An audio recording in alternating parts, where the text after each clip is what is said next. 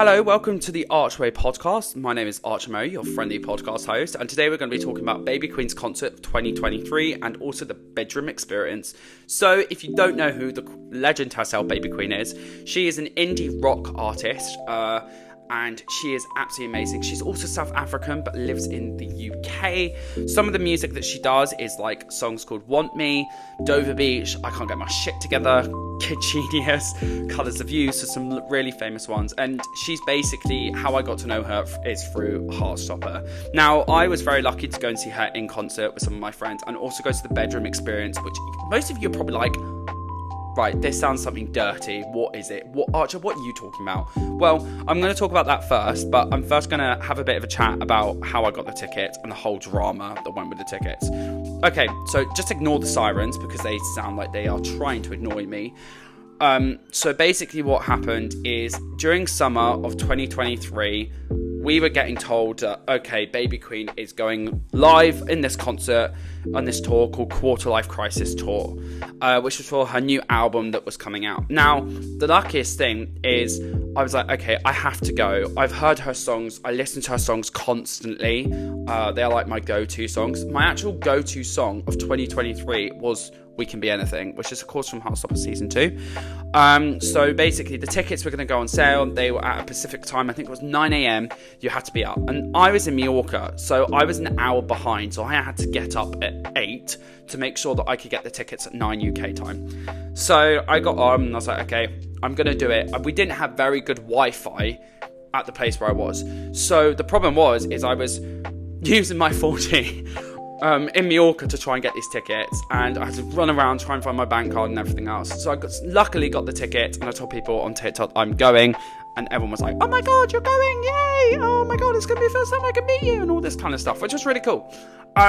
So basically I got the tickets and I was really excited, and I was like, okay, I'm going to go and see Baby Queen. One of the things that she does for one of her albums, which was Quarter Life Crisis, is she wears a denim jacket with a cupcake that says Quarter Life Crisis on the front. And I was like, okay, no one's going to think of doing this, but I'm going to do it. I thought, okay, I'm going to take this opportunity, make myself a jacket, I'm going to wear it at Baby Queen, and I'm going to look awesome, and I'm going to take really cool pictures. And it should be really fun to do, especially on TikTok, because then people can understand how to do this kind of stuff. Because on my TikTok, I do quite a lot of custom stuff, so that's kind of very enjoyable. So once I got back to the UK, I found my old denim jacket from a French flea market, and I decided to start working on the tour, on the jacket and everything else. So at the same time this was happening, we were starting to get listening of Season 2 and what was going to be in Season 2. And I was working at Starbucks at the time as a barista, as a trainee barista. And I was listening to the music on the way to work, so it's very like nostalgic. I was also waiting for the new album, trying to work out where the songs were going to go in the show. So of course the first one that was popped up was We Can Be Anything, which was released, and I was like, oh my god, I'm obsessed with this song. Like, if you haven't listened to this song, you need to. And so I was listening to it and I was like, okay, the song it sounds really good. I'm so excited for the rest of the album. So at the time when I was waiting for the concert to come out, the concert happened in November, so we had ages away. So I think this is like June, July, almost August. And then of course September rolled around and I had university and everything else, so I was listening to music and everything else and getting all nice and ready. So September was basically the time I knew that I had a month away to make sure that I was ready for this concert. And the nicest thing is this girl called Lucy, I think, I can't remember her name. I feel really bad I'm sorry I forgot your name. She messaged me on Instagram when I was starting my masters, which was in September, and she said to me, oh, I've got these Baby Queen tickets for the bedroom experience, which was like, what the hell is the bedroom experience? It sounds like some kind of weird thing that's going on. And I was like, okay, let's do it, let's go and have some fun. So I said, yeah, sure. So I went out of my comfort zone. I was like, okay, I'm gonna go. Never met this lovely lady before, I'm going to go. So I said, yeah, sure, perfect. So she was like, okay, brilliant. Meet me at this location. And I said, okay, cool. And I thought, right, I want to bring some of my friends along because I know it's lovely to go meet someone for the first time and it's always really nerve-wracking. And I thought if I bring one of my friends who's also massively into Baby Queen, well, he's not massively, he's just a bit of a fan. And I was like, okay, cool, let's do this. So basically, I asked my friend Tom MCJL, who is actually going to be featured on this podcast very, very soon, which is going to be so exciting because the topic I've got for us is going to be brilliant.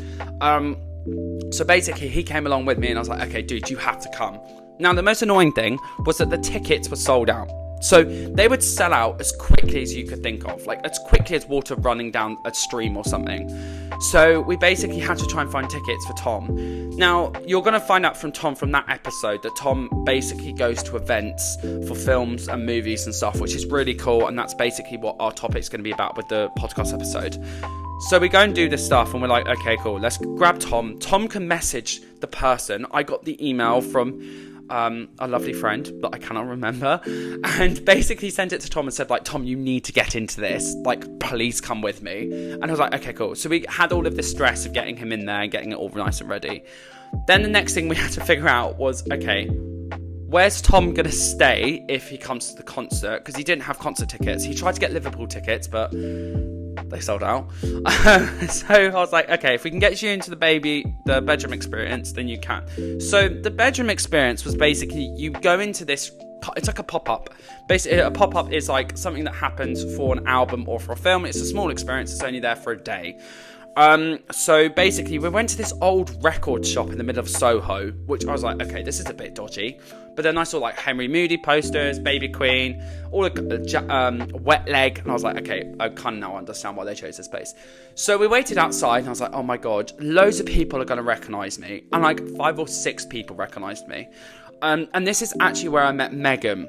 Now, Megan Moriarty is one of the most craziest persons I have ever met, and is one of my bestest friends. And this is where I met her. This is where the Troublesome 2 started. And it was brilliant. So we basically entered, and we all entered in at different times. So me and the lovely guy I cannot remember, I'm so sorry, basically entered first, and Tom, I looked behind my shoulder and Tom was just standing there all scared and was like, I'm not going to be able to sit with you. And I was like, no, it's fine, I'll wait for you. So I waited for Tom and we all walked in, and I will say my face dropped to the floor with how cool this was. Basically, she set up the bedroom from the album cover. If you don't know what the album cover is, basically Baby Queen lying on her bed with stuff everywhere in this really crazy dress. It says Quarter Life Crisis, and it looks really cool. So that was set up, and then there was like images and stuff all the way around the whole of the hotel. The room with lyrics. And there was clothes, and there was paint pens and Posca pens, and I was like, what the hell is going on? So then the costume designer for Baby Queen, which is incredible, was there and basically said, right, so today you're going to be making costumes, clothing for Baby Queen, and the best one that does it wins. She's Scottish, by the way. That was quite good. And I was like, brilliant, okay, let's do this. So I said, that's it, Rosie. Me, Rosie, and Tom said, right, we're going to make a costume. And I was like, okay, brilliant. So I went to go and look around, grabbed all my stuff, and I found a pink jumper, which is where this famous pink jumper from. If you've watched my TikTok, then you know what the pink jumper looked like. I was like, okay, I'm going to do this. And then also, Rosie bought some jeans. I bought Tom a hat so he could do something, or a jacket. He didn't really do anything. So Tom and me worked on the pink jumper, Rosie worked on the jeans. We kind of thought, okay, we'll do an outfit together. So walking around, and I go and look at the stuff that there was like Baby Queen merch, like proper merch. So like the stuff that she wears in music videos there. And I was like, okay, I'll go and speak. We'll go and have a look. So the costume designer came over, was like, oh, you're late? This kind of stuff is quite cool, isn't it? And I was like, yeah, it is. It sounds brilliant. It's so cool. Like, what was the process like? And she was like, well, we kind of put stuff in that Baby Queen kind of likes, and I absolutely enjoyed working with her. She always comes up with random designs. And I was like, oh, this sounds so cool. And I thought, okay, if I take some of this influence, maybe that will work with the jacket, and I could go and tell the other guys. So that's what I did. I took photos on my phone of the stuff, which was so cool. And went over to the jumper and was like, okay, let's add some stuff first to kind of add that esque of Baby Queen, and then work on the rest of the thing. So that's basically what we did, and we worked along. And then the costume designer said, okay, lovelies, we've got 15 minutes until the baby queen comes in, so just remember to hurry up and then we'll start the competition. And I was like, okay, brilliant. 15 minutes, I'm not panicking, I'm halfway done. I'm done with the front, the back is just need doing. So I said to Tom, can you grab this white Posca pen and start drawing triangles while I go and look for more stuff to put on? And he was like, yeah, sure. So I walk over, and this is where I meet Megan. And Megan is working on a t-shirt, which she found and she still has, which is incredible. And she said, oh my God, you're from TikTok. And I was like, yeah, I am. Hi. And this was like my second interaction with like a fan. And now this fan has become my best mate.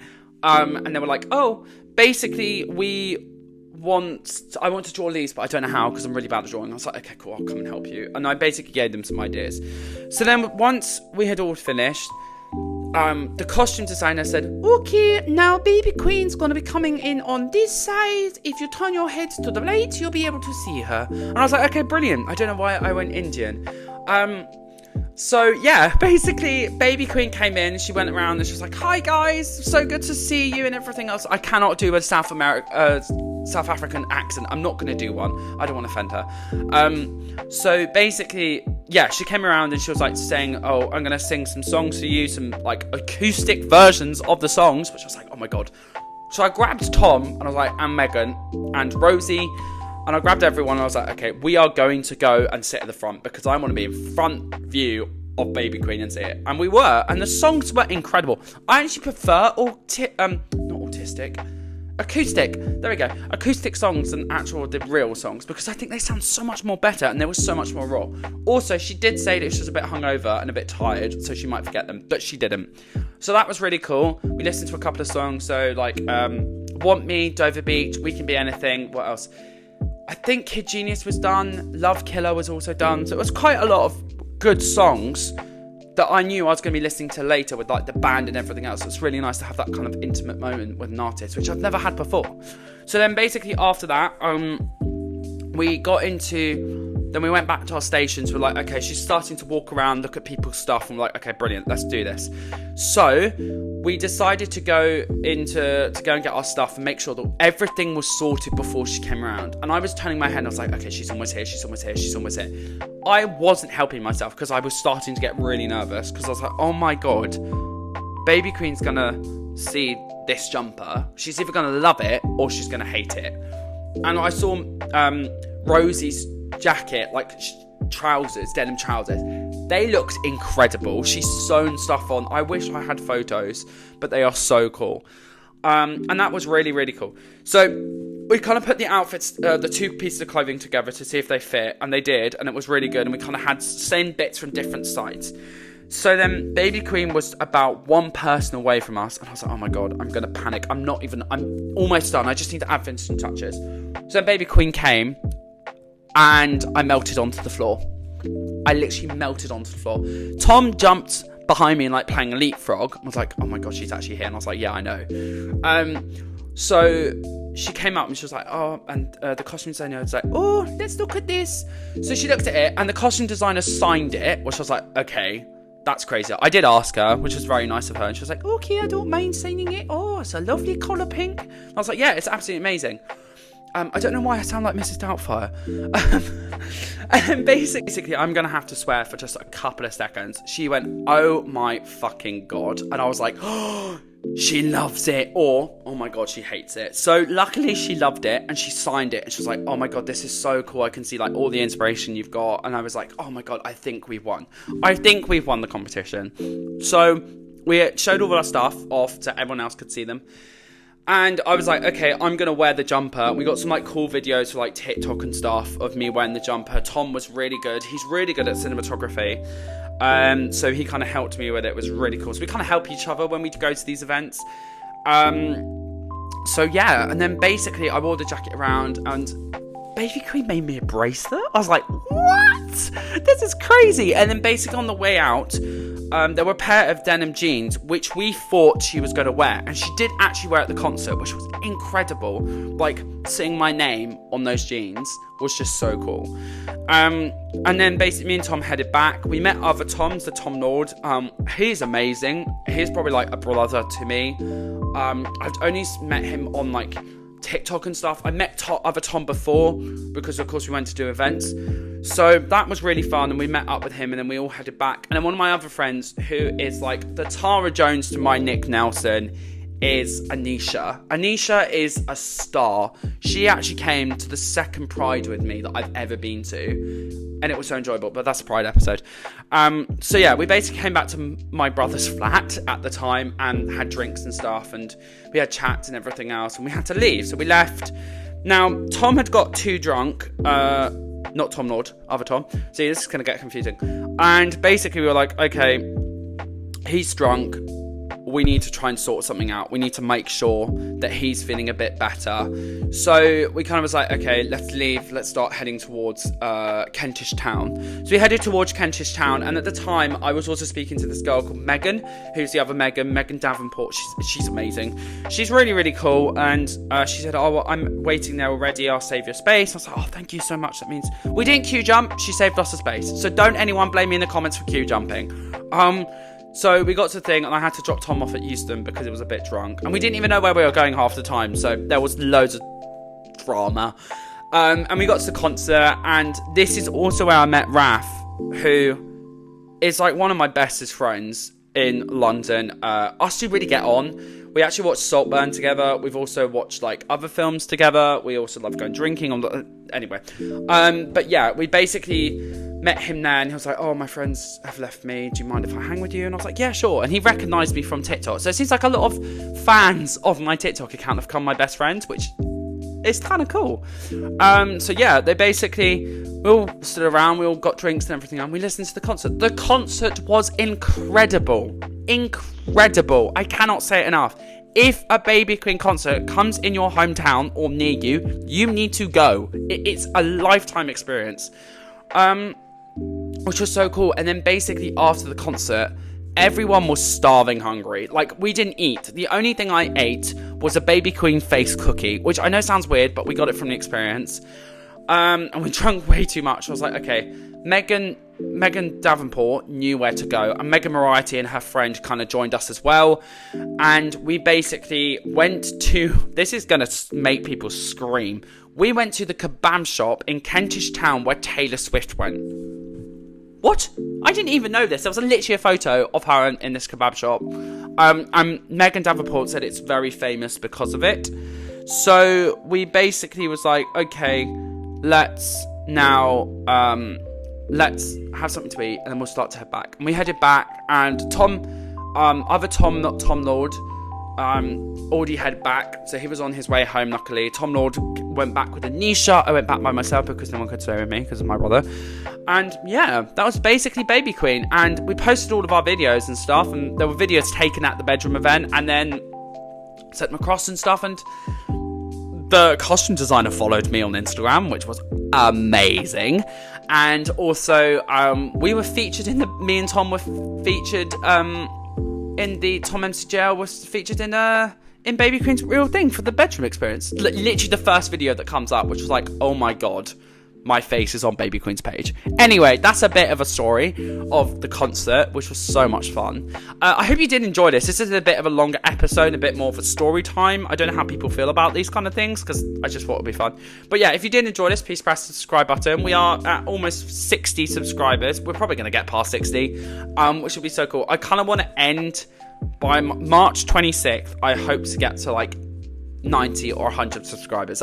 I mean, that would be incredible, and it'll be so much fun. So yeah, if you did enjoy this, subscribe, become one of the members, and I will see you in the next podcast episode. Bye! I can't get my shit together.